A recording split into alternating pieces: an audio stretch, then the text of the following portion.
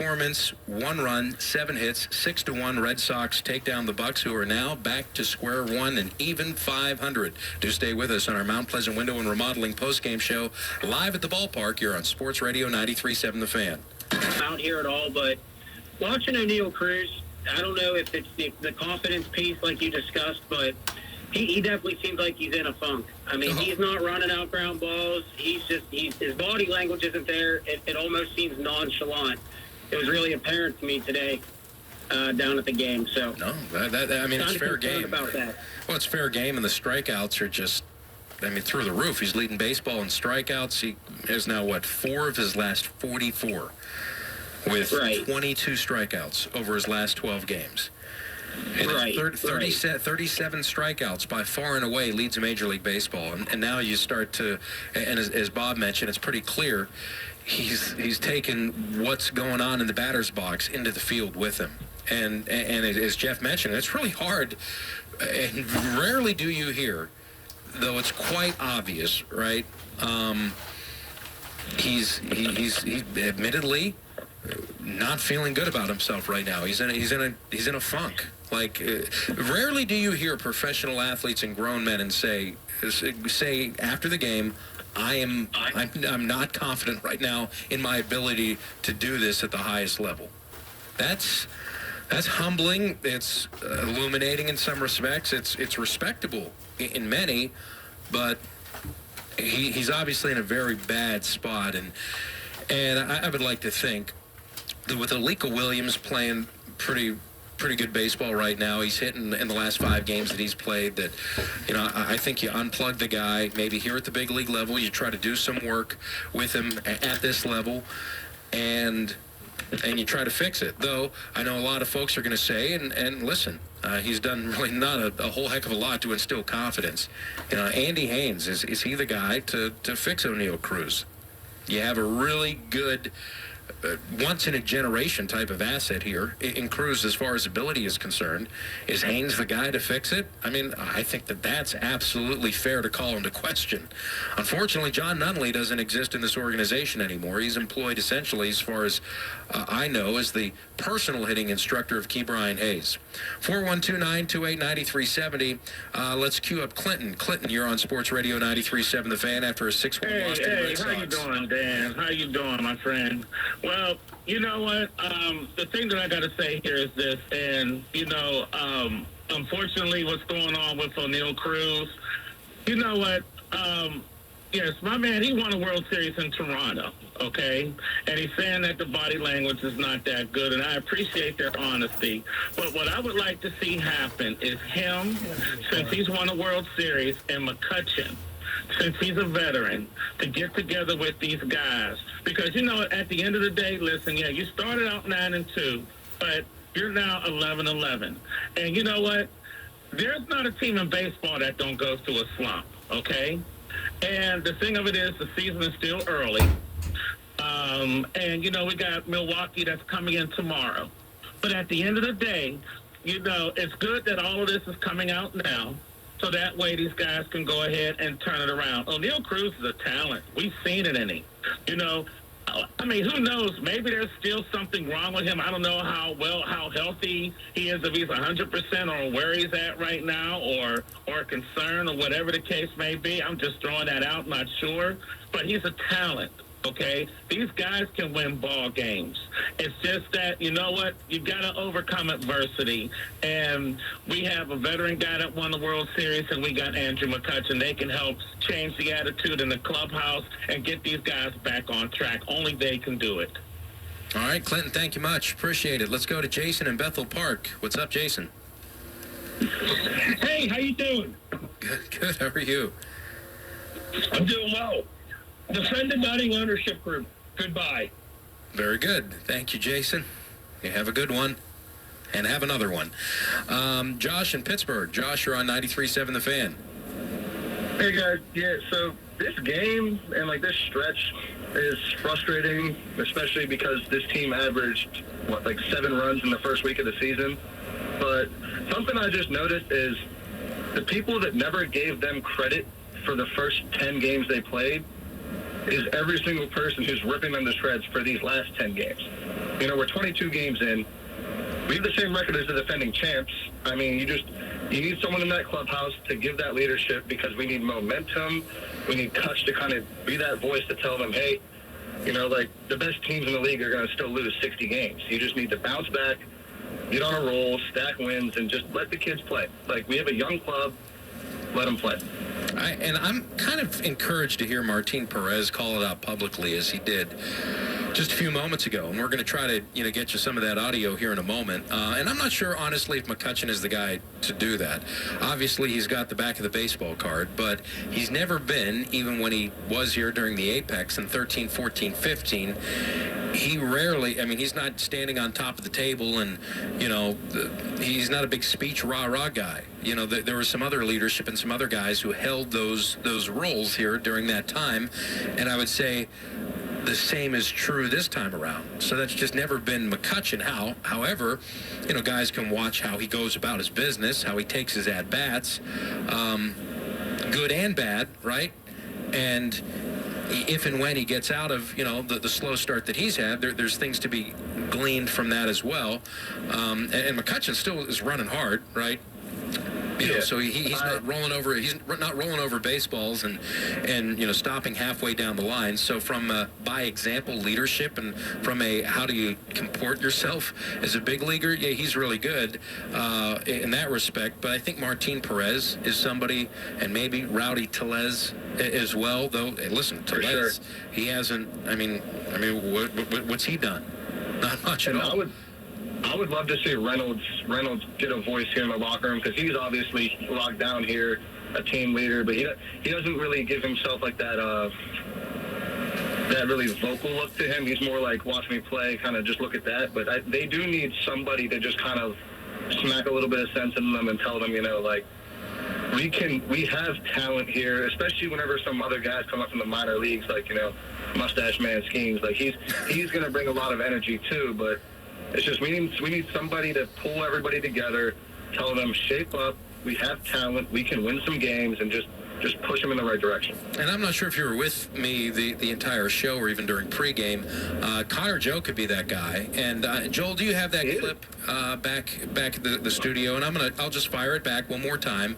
This is from this morning. And here's Connor Joe, just on the on what you're talking about.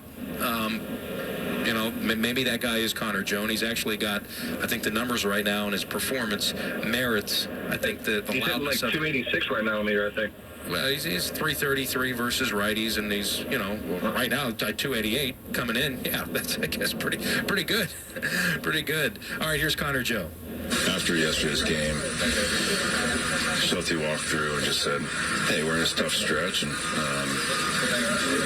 it's early. We're going to get through it. Just keep playing hard, and that's exactly what we feel. Like, I don't feel maybe confidence has wavered from the outside looking in, from our fans, but as a group, I don't think our confidence in ourselves or each other have wavered. It's a long season. No one wants to be going through stretches like this, but I think Schulte hit the nail on the head when we just got to keep plugging and keep going, and things are going to flip. And the belief is it's going to come. There's never been a doubt, yeah. All right, so it's the last second and a half there for me. Yeah, no, there's been like spurts this year where like our offense carried us, and then don't know how Bailey Falter carried us, but like now it kind of seems like there's no specific part of this team that's hitting harder than the other. Like, it seems right now all of our pitching and all of our hitting is just kind of in a lull, and we either need like an offensive outburst, an 8-inning start from Keller. Like, we just need something to kickstart this team back into knowing we can win against other major league clubs, because they can. They're young, and they get kind of in the mindset where we're down, are we out? No. You got to bounce back, and they need some driving force to kind of get them back in that direction. That's what I think. Yeah, thank you. Appreciate the call. And that's the most measured one that we've had today, and appreciate it. Let's go to Matt in New York after a 6-1 loss to the Red Sox. Hey, a 3-game sweep. How you doing? Yeah, good. Just give me a minute here. I'll get to you in a moment. Just want to let people know what's going on. 6-1, Red Sox over the Pirates. Pirates have dropped 6 straight. Go ahead. Go ahead. Yeah, how you doing today? Good. You? I'm doing all right. I called the other night. Big picture here. I mean, we're going to bring up schemes. We have Jared Jones. We have Keller. Gonzalez, Perez, Gonzalez when he comes back. I mean, we're going to have a great pitching staff. Our bullpen is supposed to be good. We simply cannot hit the ball whatsoever. My big question, I know you just took a call about this. Andy Haynes, I mean, why are we sticking with him? I mean, what player can we credit that has come up and Andy Haynes can be credited with, helping, turning around? I can't name one. They come up and everybody seems to struggle. How long are we going to stick with him? That's a fair question. You're right. Where are the success stories? Like, what's the prize possession? What's the case? Is it because, I mean, the rumor is he's really good friends with Shelton. I mean, is that what it is? I mean, he's becoming the Matt Canada of the Pittsburgh Pirates. I mean, yeah, I do understand that there's a strong relationship, yes.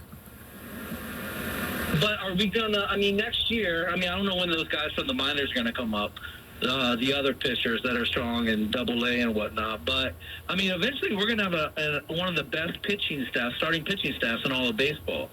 And are we going to jeopardize it? Because, I mean, how much influence does a hitting coach have? Who knows? But obviously people like Brian Hayes felt like they needed to go down to the Double-A guy and get help. I mean, it's worth a shot. Why do we have to stick with this guy? That's your question is valid. I see no reason. I mean, again, where are the? I mean, so long as the collective is in a place where it warrants maybe, a review or a change. I mean, like what? I have no rebuttal to that. That's on the table for me. So, and then you see stuff like Sawinski, the base running into and out of second base when we needed guys on base. I mean, it's just honestly terrible baseball. I just want to see some more fire from the manager. I mean, you saw Corey yesterday go out there and bark at his pitcher on the mound. I just want to see some more fire. Well, you saw Shelton lose his mind and argue for 5 minutes in the ninth inning yesterday, I guess. Maybe but that seemed a little... I mean, I don't know. That just seemed a little bit performance like, oh, I got to fire up my team. Like he was trying to get kicked out, obviously. Yeah, disingenuous, yes, absolutely. But I just want to see, like the clip you just showed about how Shelton went through the clubhouse and said, hey, we're going through a tough stretch. I mean, some of these guys really need some accountability. I mean, running out to second base when we need base runners, just, the O'Neill Cruz dropping. We just need some accountability. We have the talent. But it's just like, oh, another loss. We're going through a rough stretch. Like, come on, let's get some fire. And that's why I like the starting pitcher today, the 33-year-old veteran, basically calling that out. So I guess the accountability that you're looking for, the veteran voice, came from today's starting pitcher who mentioned as much. They called out the body language. So, I mean, it's obvious as today is Sunday, and that was addressed post-game. So I think what you're looking for from that standpoint, and thank you for the call, it did come in that form. Now, is that the most acceptable form? I don't know. I think we're going to Jake in Pittsburgh. Jake, you're on 93.7 The Fan after a 6-1 loss. Yep. When's Derek Shelton going to be gone? And for you to go on here and ask that caller a couple callers back, did he see Andrew McCutcheon's at bats today? Big deal. He hit the ball hard. The guy's batting 180. He's trash. He stick a fork in him. He's done. He is? You think? He's done. He's done? Stick a fork in him. Never? So he's never going to get over 200, you think? He might get over, say maybe 215, but that's about it. His defense isn't that great. He's the worst DH in all of baseball right now. Derek Shelton's a joke. Derek Shelton got to go. He's the death of the Pirates. Okay. All right, Jake. I appreciate that. You offered a lot. Good job. Have a good one. John and Beaver. John, you're on Sports Radio 93. Yeah, how you doing? A couple of things. I think this week is a huge week for them. They got the Giants and the Brewers. If they can go 3-4, 4-3, I think it'll be a good week. After that, you've got the Rockies, Athletics, and Angels, who are very bad baseball teams. If you take a look at the beginning of the season, the Pirates have been able to beat bad baseball teams, the Nationals and Marlins. If you can just get through this week, you should be okay for those 9 games.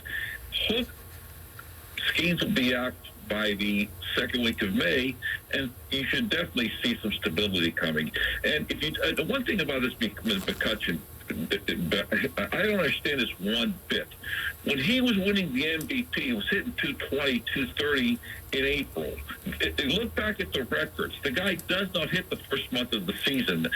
Some of these people calling up are just, they're idiots. They have no idea what baseball is. They're morons. Look at the history of him when he was winning MVPs. And that's all I've got to say on that. Well, thank you, John. Yes, you're correct. Appreciate that. There is hope.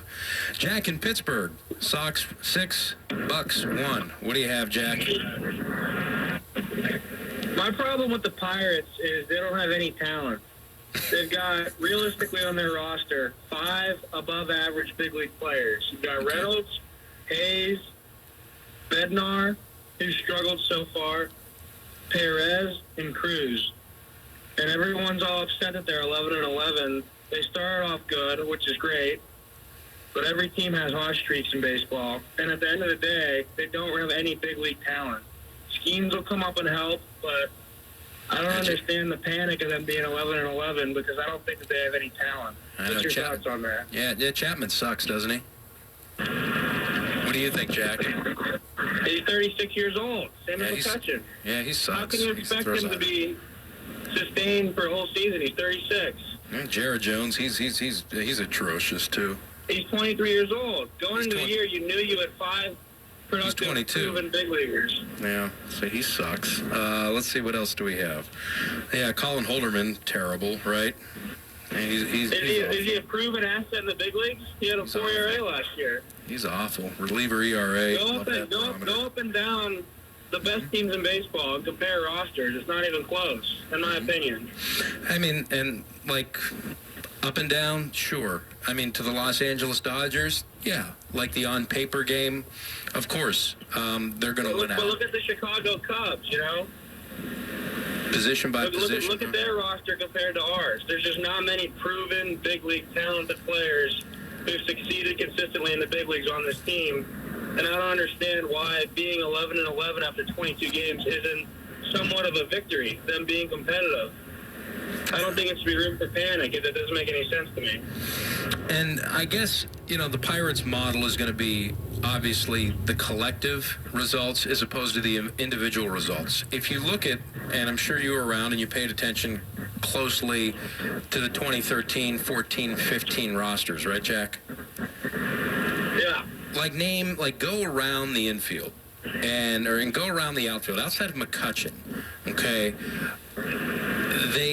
They weren't like this crazy fantasy team or all-star squad that is going to be remembered in the annals of history as like some dynastic, club with a bunch of Hall of Famers.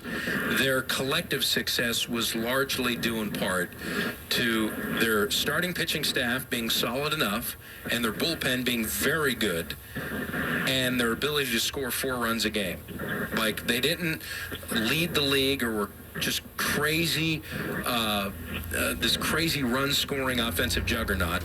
They were able to get to 4 runs per game, and they were able to pitch collectively to a 3.5 ERA.